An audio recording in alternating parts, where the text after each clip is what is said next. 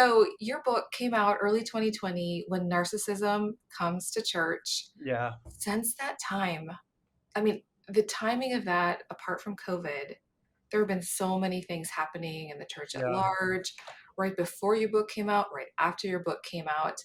So I know the word narcissist and narcissism is Mhm. thrown around a lot, but I would love if you give us a layperson's definition of what does narcissism mean when we're talking about it in the context, especially in the context of the church and how Yeah. it's impacting faith communities. Yeah, that's a good question. I mean, I think when people hear the word narcissism, they generally tend to think of someone who is kind of grandiose and powerful and egocentric, right? I mean, Yeah.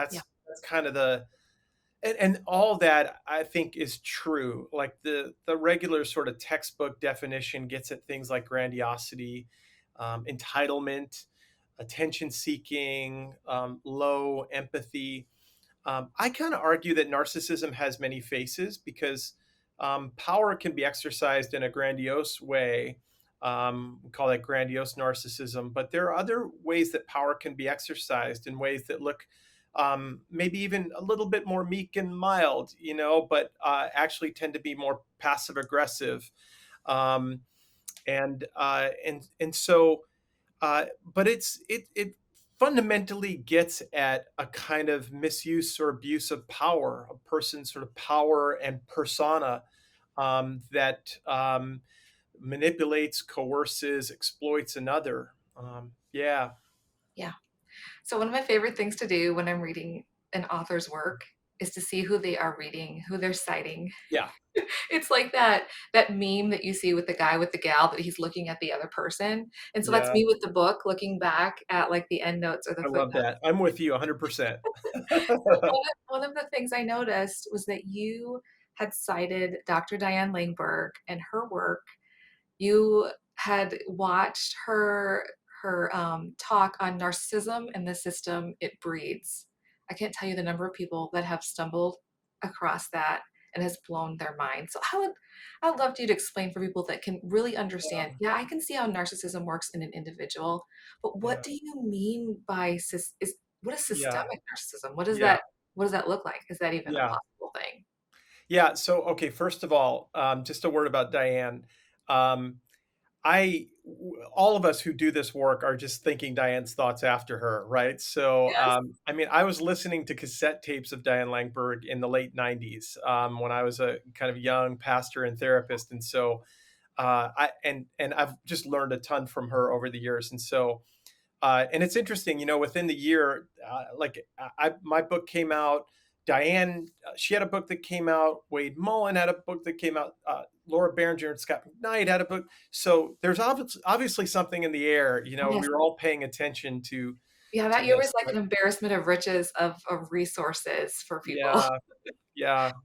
But collective or systemic narcissism or whatever label you want to use for it sort of operates with some of the same principles as individual narcissism, but now the dynamic is within a group, within a kind of group think, and so let's just say that same grandiosity, for instance, that you see in an individual is now shared by a collective. It might be a church staff. Mhm.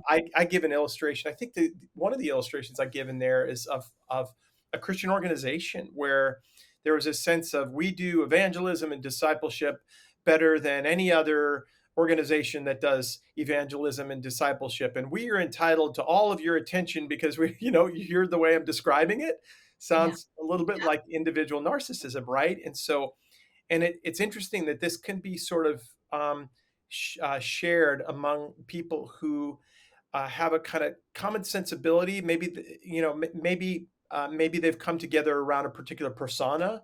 The leader of that organization. Maybe it's around a particular belief system um, that they think is authoritative or certain or central.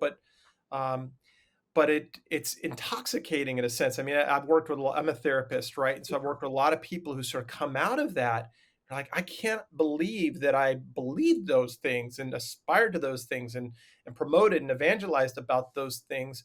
But I did it in part because I was sort of caught up in a kind of collective grandiosity. Yeah. And so one of the things that really struck me, I was listening to Dr. Langberg talk about this systemic narcissism, thinking this applied to a certain area of my life. And then when I shared it with my husband, he's like, Yeah. "Hey, this is just like XYZ." And I was like, Mm, uh, no, yeah. no, no, no, it can't be. Mm. Um, have you seen that there is a resistance in some people to like recognize that? How often do you see that happen? To the more collective dynamics, Yeah, or yeah, yeah, either way, yeah. yeah, I think, well, so, p I see it a lot, right? And part of the reason for that is because, there is this kind of, psychological dynamic going on in people where that collective sense of belonging is important to them, right? It gives them a Mhm, sense of connectedness, a sense of purpose. They're plugged in, so to speak, emotionally, psychologically. They're sort of plugged in. Like this has become my surrogate family. This church has become my source of identity, my source of hope, right? And so when people reckon with that, and as they're sort of emerging from, I've seen this anywhere from like cult contexts, right, to your kind of run of the mill evangelical church, where they're coming out of it and they're saying, "Well, who am I apart from mhm. my participation in that system, or my adherence to this set of beliefs, or my label as this particular version of evangelical Christian," right? And so it's really disorienting. And, this is where people are in these conversations nowadays are about this kind of disorientation and deconstruction. Like, what do you do with that, right? When you've lost your sense of hope, purpose, family, meaning, belonging. Yeah. I think it's given me a little bit of empathy for people that I wanna just Yeah. shake and say, "Can't you see it?" When Yes. I understand their subconscious is saying, Yeah. "Danger, danger, Yeah. this is gonna cost something. This is gonna cost Right. something," and we're not Yeah. ready. We Yeah. don't wanna pay that cost right now, Yeah. and, sometimes we're just not ready until we're ready. So, That's right. there's only so That's many right. things we can process at one time, and sometimes that protection is a good thing until it isn't. So, I feel like that's such a compassionate perspective, Amy. I feel like in this whole conversation, we probably need more compassion for one another because of these dynamics. It's not like anyone sort of wakes up in the morning saying, "I want to be a part of this kind of collective yeah, narcissistic system," right? yeah, But they're sort of unwittingly caught up in it. It doesn't mean they're not responsible, but they're sort of caught up in it, right? yeah. So Yeah. what would you say makes a pastor susceptible to narcissism? I don't know if Yeah. there's more narcissism in pastors or not, but I Yeah. think you talk about in the book that there's some things that are set up in our church systems, especially in the evangelical churches in the United States, that Yeah. attract that narcissistic personality or somebody that has Yeah. narcissistic traits. Yeah, I mean, I think it's part and parcel. It's somewhat I didn't tease out in the book that I probably could have and maybe should have, is how this is caught up, particularly within sort of Western culture and this sort of um, ethos of up and to the right, uh, success driven, sort of victory driven kind of mentality, right? That's part and parcel of Western culture, American culture, the way we think about pastors and churches and the success of churches. Well, Mm, we do identify pastors in a particular kind of way with a particular set of gifts and characteristics, and we expect them to be inspiring, good communicators, um, secure, present themselves well, confident. All these kinds of things, right? And so when I've done assessments for a couple of decades now, right, and I if I did an assessment of a mailman, let's say a plumber, a librarian, and a church planner, I'm probably gonna get some different tendencies. And as I've done assessments, by and large, the vast majority of pastors are on the histrionic spectrum, the narcissistic spectrum, the turbulent spectrum. I use a test called the Milan Clinical Multi-Axial Inventory, that puts people on a personality disorder spectrum. Some of them spike all the way up to disordered relating, right? Not all of them, but generally they're on one of those three spectrums, right? Or even obsessive compulsive spectrum. And um, then the that's not a surprise to me anymore. The question is, are you aware? How does that show up in your relating, communicating, engaging, connecting with others? And if there's low self awareness, then that's a problem, right? If there's a higher sense of self awareness, like I know I tend to be kind of interpersonally more dramatic, and well, we I can work with that, as a therapist. I can I can invite people to deeper maturity and self-awareness, but when there's low self-awareness, that's a problem. Yeah. When you're doing these assessments and Yeah. you see signs of maybe more problematic narcissism, everybody has, we're all Yeah. on this spectrum of having some narcissism in us. Yeah. Um, who are you giving those results to, and how are they generally received when you feel like there are some maybe yellow flags, possibly red Yeah. flags waving? So people are receiving them a lot better nowadays, or organizations are receiving them better than they were 20 years ago. Let's say, I'll tell you this quick story, but I won't get into specifics. But let's say a particular organization reached out shortly after the book came out, and they remembered me as a therapist and a pastor in my early 30s when I was involved in doing some assessing, and I was pretty new at this. I mean, I had gotten into this work really by and large because I was working with women who were sexually and emotionally abused, and I was seeing these dynamics in the church. And so, but he called up and he said, "I just read your book. Why didn't you say anything about this 20 years ago when you were part of our fill in the blank, right?" And I said, "Well, I was, but none of you were listening." But then again, I didn't have as much gray in my beard, and I was kind of a young guy. And so, yeah, I think that there's a growing awareness, right? There's a willingness to say, okay, so we want to take this into account. Um, but there's also, I think you've probably seen this too. We're all seeing this kind of doubling down in certain sectors, right? Where it's like they're just shutting down any conversation about this, shutting down any kind of self awareness around their own accountability for abuse or systemic dynamics or whatever the case may be, right? So, Yeah. I don't, you probably saw this several months ago where there was a pretty high profile pastor that had a clip of his sermon that was shared around, and he was saying, everybody's talking about, spiritual abuse, but what about sheep bite? yeah, I saw that. And I Yeah, was like, I felt this pit in my stomach. It's like, yeah, I know that there are a good number of leaders that are godly, faithful, yeah. humble.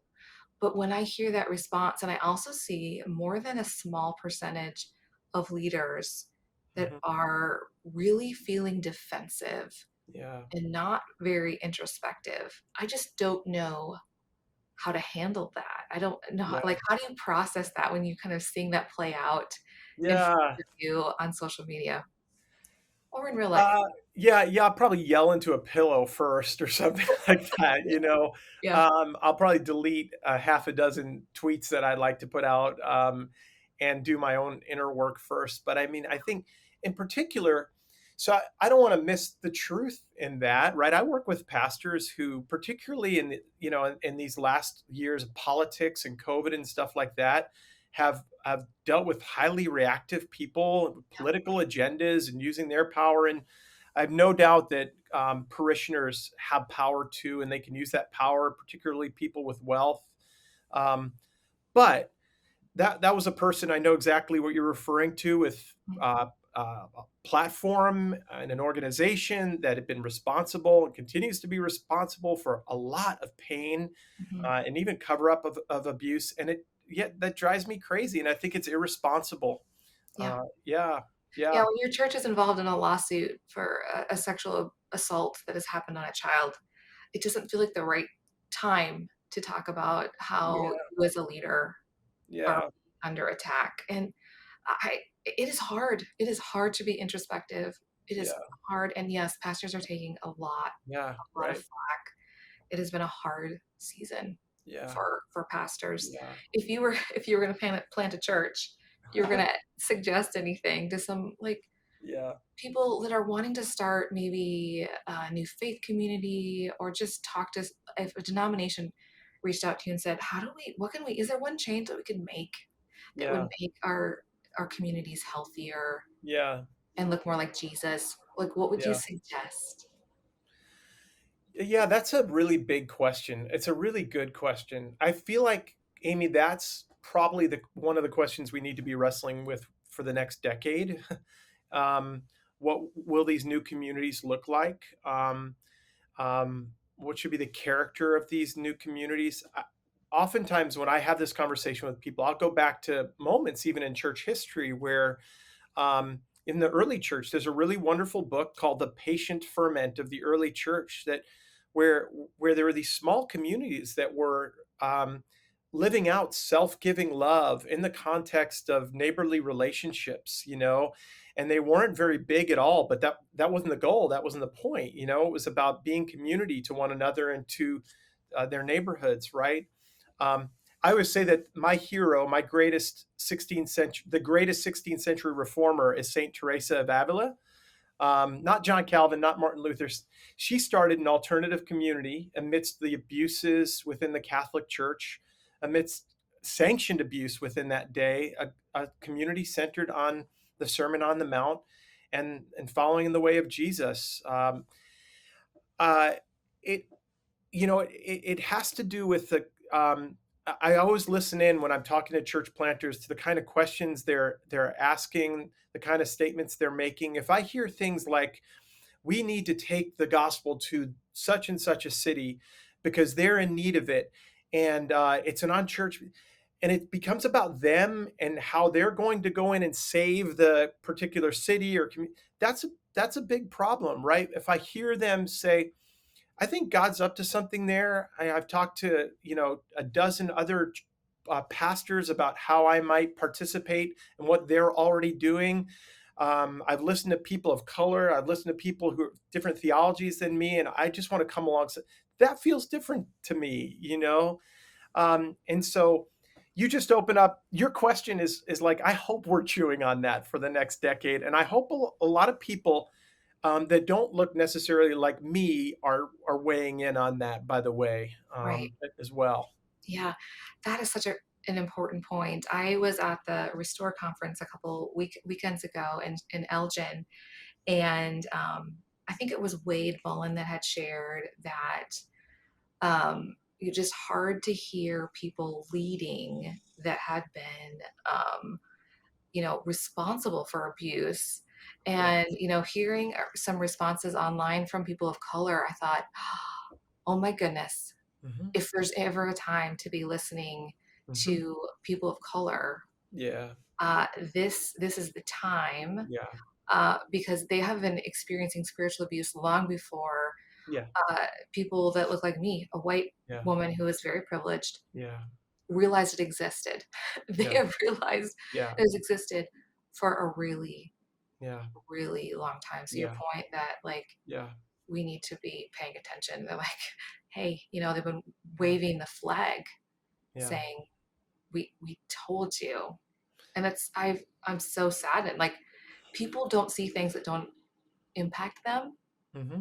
And then when it does, it becomes like a big deal. And so it's really sad that it has to come to like feeling that hurt Yeah. personally to see that it is very real in other communities as well. Hmm. Hmm. Yeah.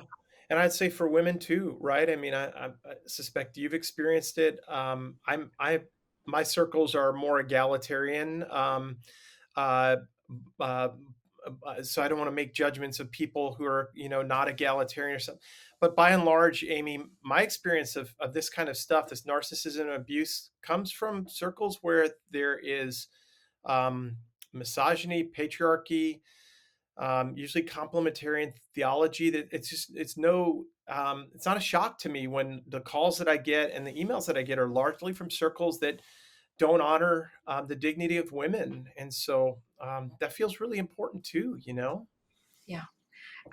Dr. McKnight said that one thing he was noticing was that really a lot of people leading a conversation, there's a lot of women that are speaking up, and he was really encouraged to see works Yeah. by like Beth Allison Barr and Right. like really super smart, really thoughtful women. Yeah. Christina Edmondson just wrote a book called Yeah. Faithful Anti-Racism. Yeah. Uh, She's great. these people are brilliant, and they're really Mhm. leading the charge in many ways. Now, I want to move this conversation back to like this. We have a stereotypical idea of what narcissism looks like, Yeah. and in your book, you talk about there's a spectrum, but there also are different ways that narcissism presents itself. And Yeah. you hinted at that earlier. And I think Yeah. the stereotype we have is the idea of the grandiose Yeah. narcissist that's really large and that have a really large personality, Yeah. really strong. You cannot miss them in a room. Yeah. But so what's the difference between that grandiose narcissist and the vulnerable narcissist? Yeah. How and can you actually be a vulnerable narcissist? Like how does that work? Yeah. So, just a little backstory there. Back in the late '90s, when I got into this work, one of the books that was a go-to for me was Lundy Bancroft's "Why Does He Do That?" I've read that. And now, Lundy, there have been some things that have come up around Lundy Bancroft lately that I've heard that I haven't been able to vet myself that have been concerning. But I think that's just where we are nowadays, right? Um, all of us are sort of accountable and have to be accountable, right? So, but there was a way in which when I gave that book to women, there was a section in there where he talked about the different kinds of men that showed up as abusers, and I forget all the labels that he had, but like there was Mr. Right or Mr. Aggressive or whatever they were, but like the sensitive guy, I think, was one of them, and the sensitive guy looks like a vulnerable narcissist. He doesn't need the stage. When we talk about grandiose narcissism, this is someone who needs a stage, needs titles. The sensitive narcissist is more what I call vulnerable, FAUX. More, oh, I don't need the stage. I don't need honors. I just need your love, and I demand your love. And there's this kind of demanding power that you feel pull to meet his needs. He seems kind and nice and gentle and self-giving, but actually the pull is all toward him, and you're there to buttress his sense of self, his ego. Um, isn't it wonderful that I opened the door for you? Isn't it great that I've, paid for dinner, whatever it might be, right? A kind of smug superiority. Mm, These are pastors that find their way to small churches. Isn't it great that God has blessed us with such a small church because we value the truth so much? They don't need the big stage, but they're no less powerful, and you feel it in a kind of if one comes from the front door, this one comes from the back door, but you're no less tugged. And I know for many of us who've experienced the sting of abuse, we know it in our bodies, and I oftentimes when I work with victims, survivors, I'll ask them, tell me what your body is telling you, what your intuition is telling you. You'll say, yeah, I feel pulled in. I feel gross. I feel like he's pulling me to meet his own needs, but it comes under the guise of him being such a good guy. mm. Yeah, that leads me to my question that I had for somebody that's in a faith community. Someone has told them, I have had some problematic interactions with this pastor that, they've heard this from a friend. Their friend has a problematic interaction with this pastor, but themselves, they have never had any like Yeah, inkling of anything bad. yeah, They may be like, you talk about the Enneagram in your book a little bit. Like I would say an Enneagram 9 may not be as intuit these things, especially if you're dealing with a vulnerable narcissist, because they're the nice person. They're not necessarily seeing it. So what would you say to somebody that, somebody has said to them, I think there's a problem. And they're like, but I haven't seen anything. Like, what are some clues? What are yeah, some things besides listening to your body? Like if they haven't yeah. had any bad experiences, but their friend has, or someone that has come and talked to them.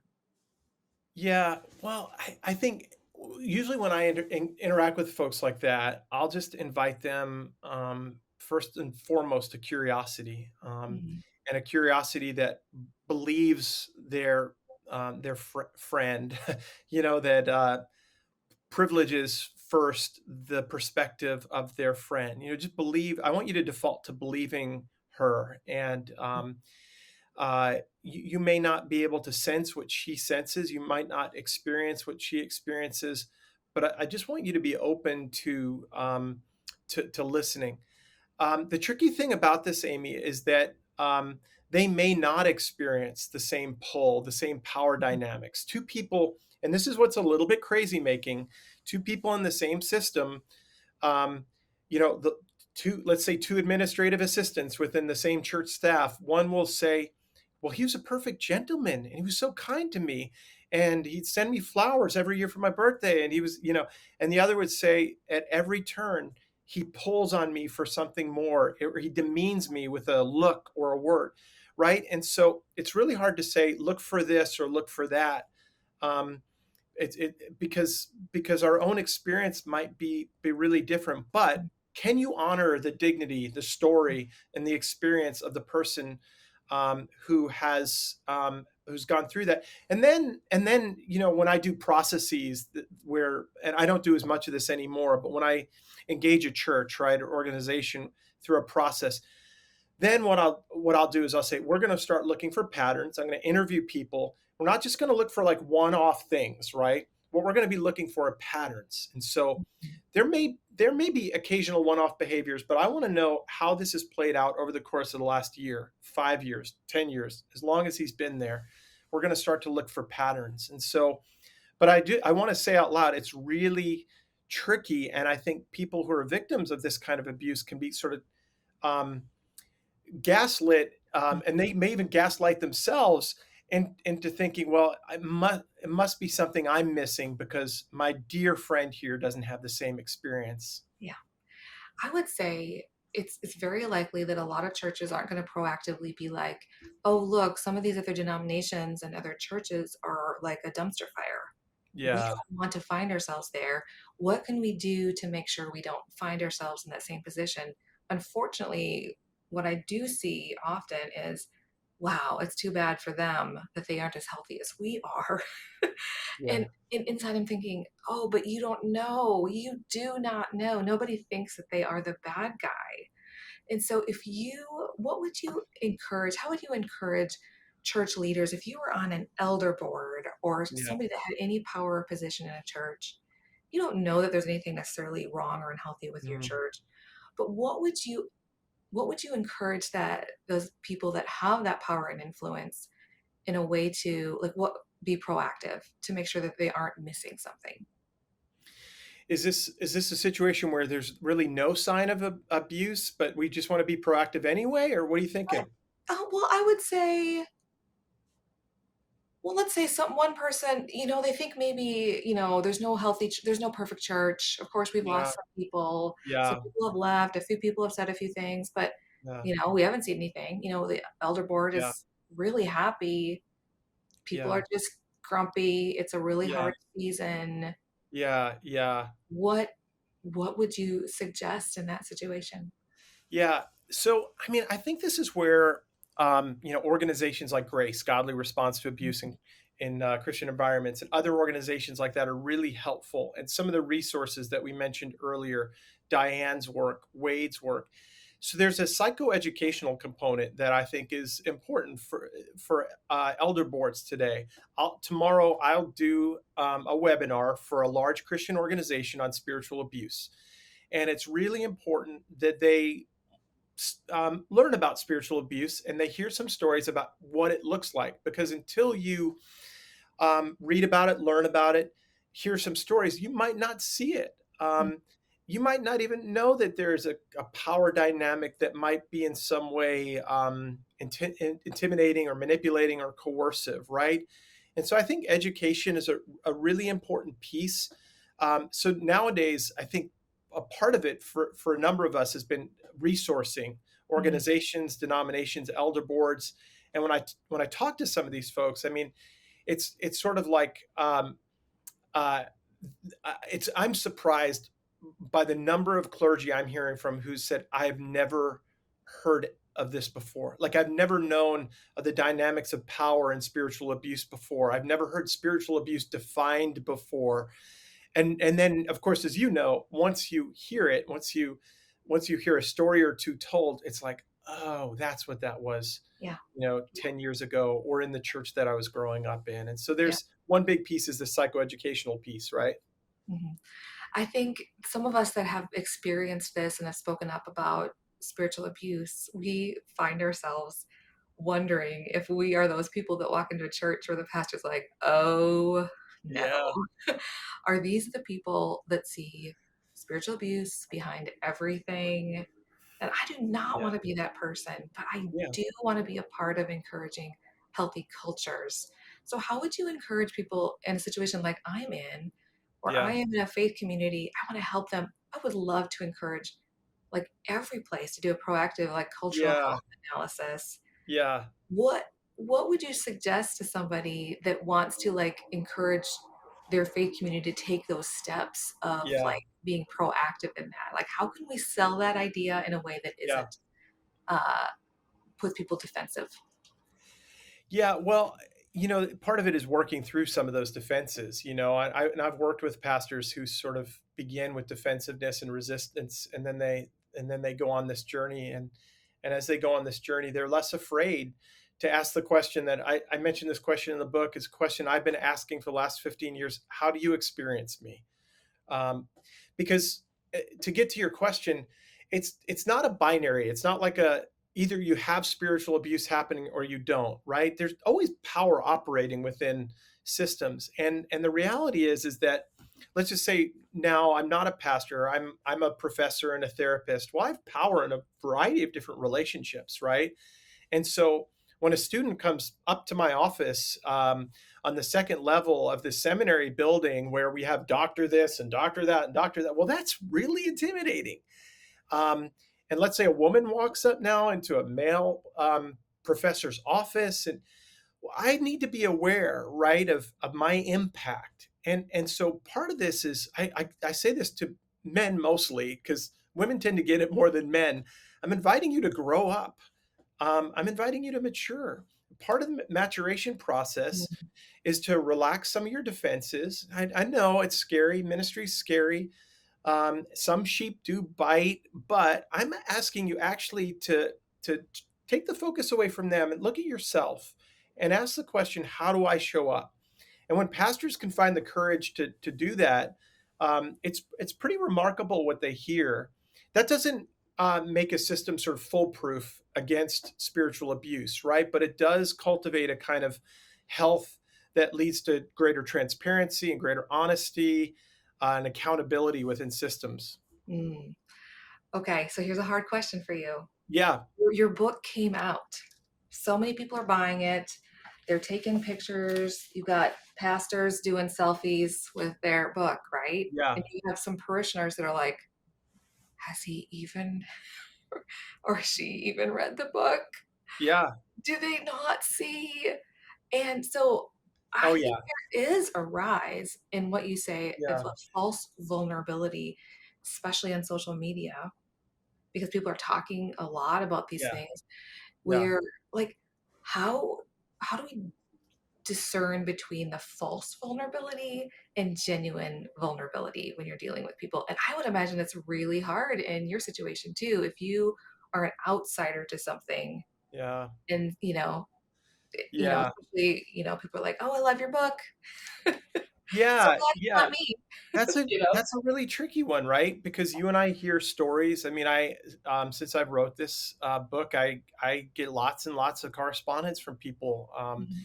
and they'll say, "Yeah, my pastor even said to read some of your stuff and read Scott McKnight's stuff and read Diane's," but that hasn't changed any of the dynamics within our church staff or our system, Mhm. right? Yeah. So this vulnerability that we're talking about is a false vulnerability. It's not a the when I think of vulnerability, I think of someone who is really genuinely interested in knowing how he or she impacts others, and really interested in confessing honestly. Um, that if Amy, you would to come to me and say, "Here's how I experienced you, Chuck," that I would really honor your experience of me and take it seriously and listen and ask myself, so what do I need to confess?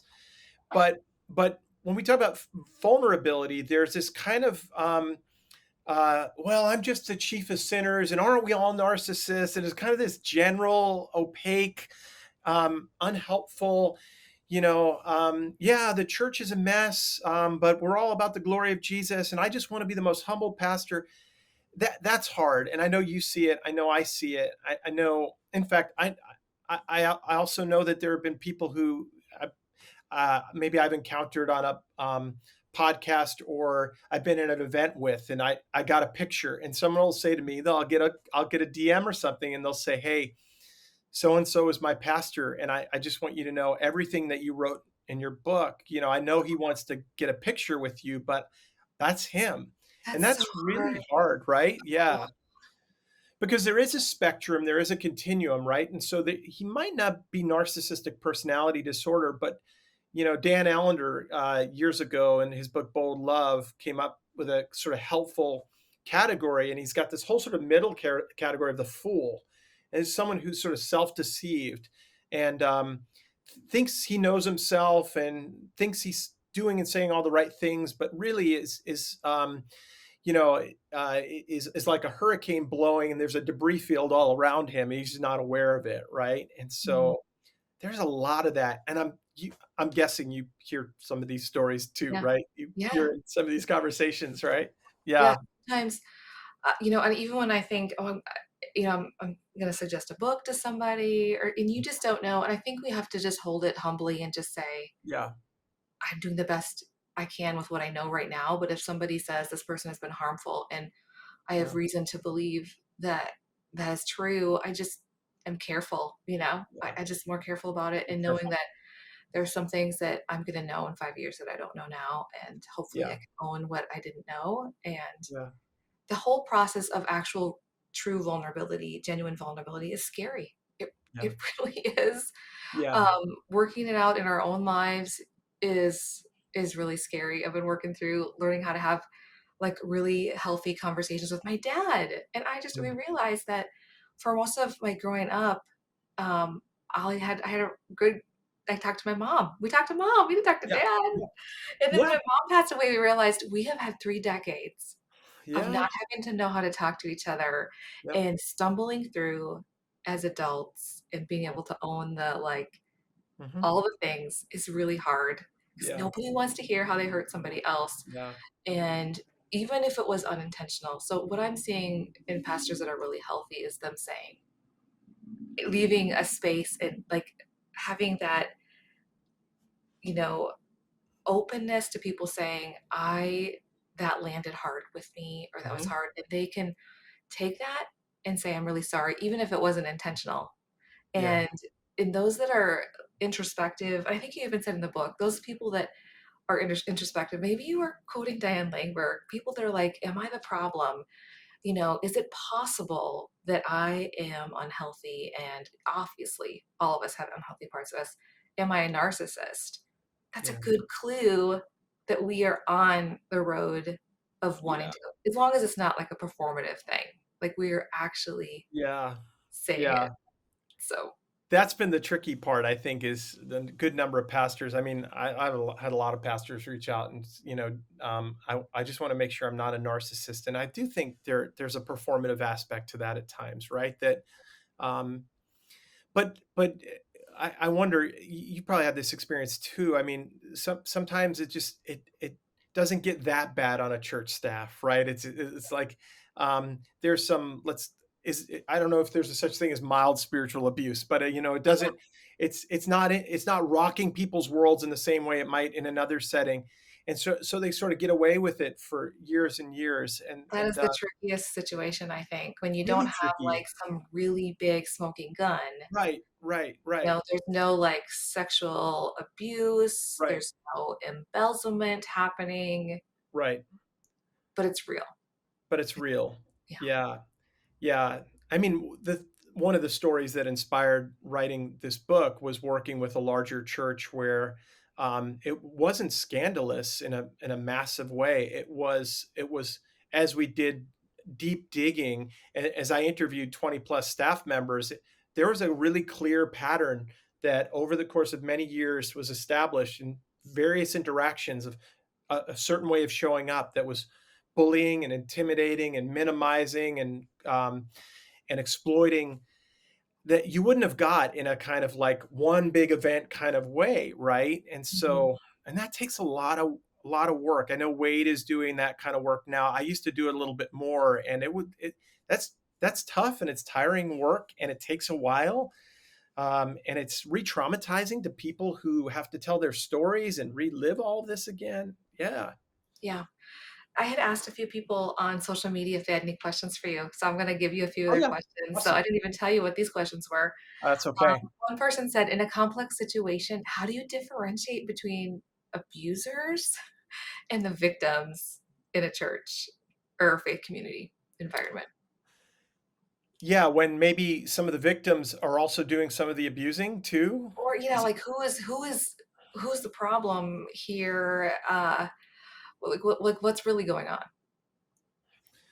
yeah, That's probably a whole other podcast.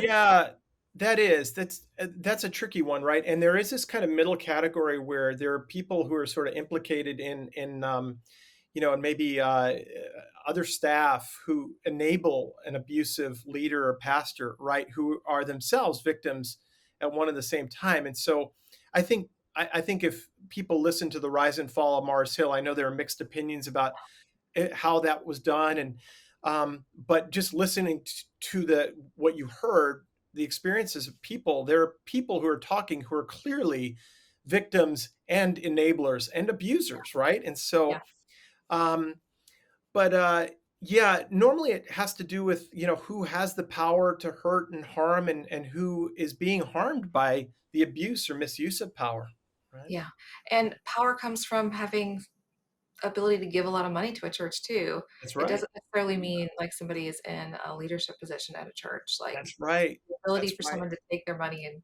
go home. That's That's right, a lot of and power. that's where you do have there are some legitimate cases where pastors are saying, "Yeah, there are sheep that bite," The one case that you and I were talking about, a little bit different.